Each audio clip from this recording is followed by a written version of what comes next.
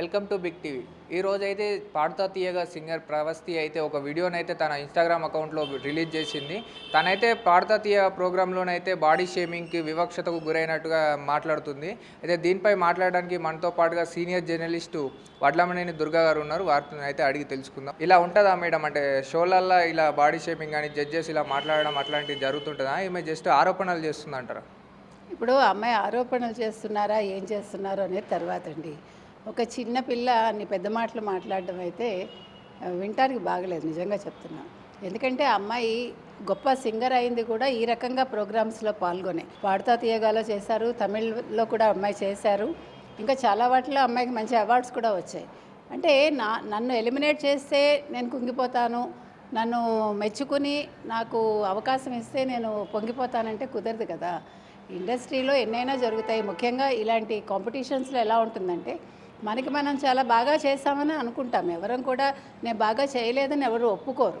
కాకపోతే ఏంటంటే జడ్జెస్ అక్కడ కూర్చున్నప్పుడు వాళ్ళకి జడ్జిమెంట్ అనేది చాలా కష్టం అవుతుందండి. ఇవాళ అమ్మాయి నేను ఇండస్ట్రీని వదిలేదలుచుకున్నాను, అందుకని నేను కీరవాణి గారిని అన్నాను, లేకపోతే సునీత గారిని అంటాను, చంద్రబోస్ గారిని అంటాను అంటే అది వినటానికి కూడా బాగోలేదు. ఎందుకంటే వాళ్ళు ఇవాళ ఈ ఒక్క షోతోటే వాళ్ళు జడ్జిమెంట్ చేయట్లేదు కదా.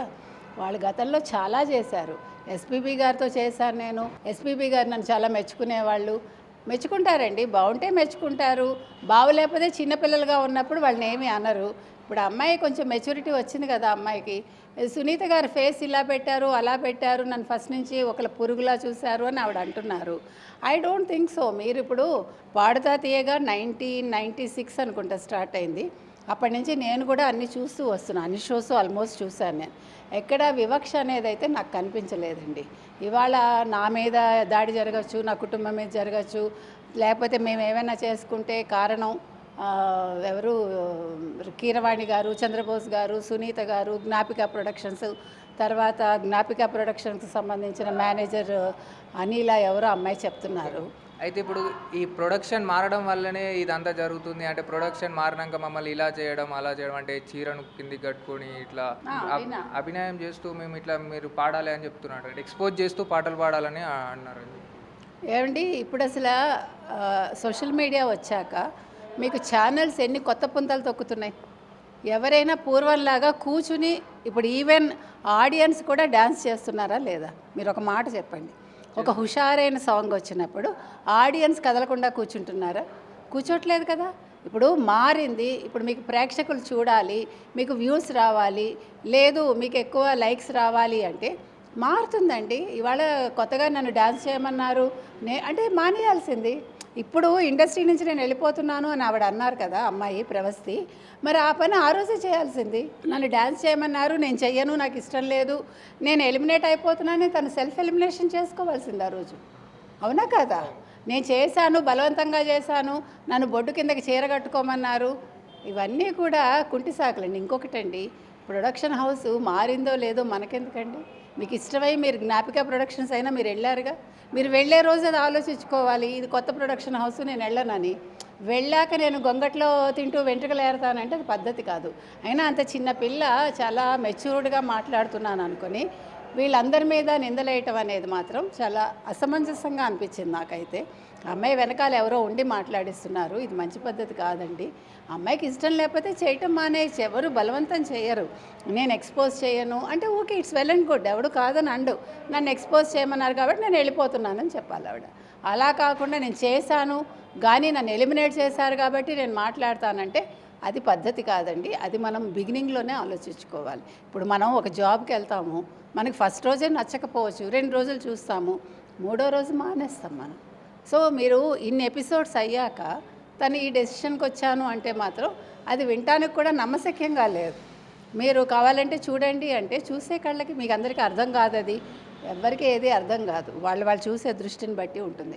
జడ్జెస్ కూడా నీకంట ఇంకొక అమ్మాయి ఇంకో సంగతి ఎక్కువ వేసిందేమో ఎవరికి తెలుసు పాటలో. మనం ఎలా జడ్జి చేస్తామండి? నేను పాడేటప్పుడు నేను చాలా అద్భుతంగా పాడాను నేను అనుకుంటా, కానీ నాకు తెలియదు, నాకంటే అమ్మాయి గమకం ఇంకోటి ఎక్కువ వేయచ్చు, అమ్మాయి ఇంకా అద్భుతంగా పాడి ఉండొచ్చు, కానీ నా మనసు అంగీకరించకపోవచ్చు.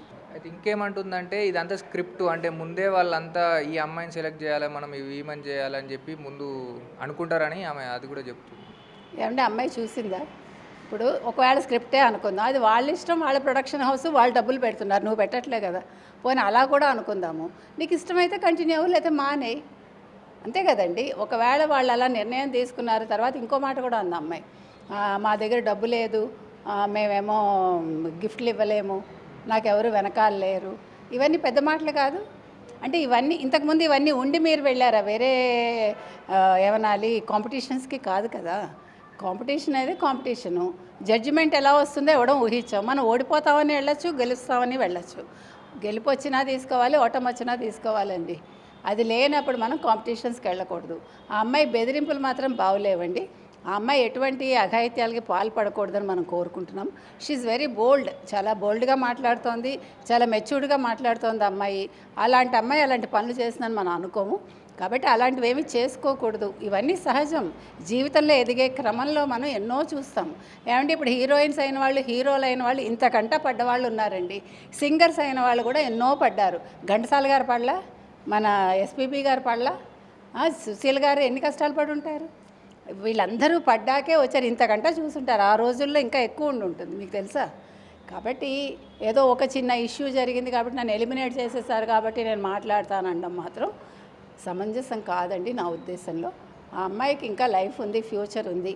కాబట్టి ఆలోచించుకుని మాట్లాడితే బాగుంటుందని మనం చెప్తున్నాం. అయితే ఇంతకు ముందు కూడా ఒకసారి కీరవాణి వారి మీదనైతే ఈ చిన్మయి గురించి ఇట్లనే మాట్లాడిందని మనకు అనవసరం అండి. ఇప్పుడు చిన్మయ్య గారు మాట్లాడారు, చాలామంది కాస్టింగ్ కోచ్ గురించి మాట్లాడుతున్నారు. ఇలాంటి కాస్టింగ్ కోచ్ గురించి మాట్లాడే శ్రీరెడ్డి తన శరీర భాగాలు చూపించాల్సి వచ్చింది.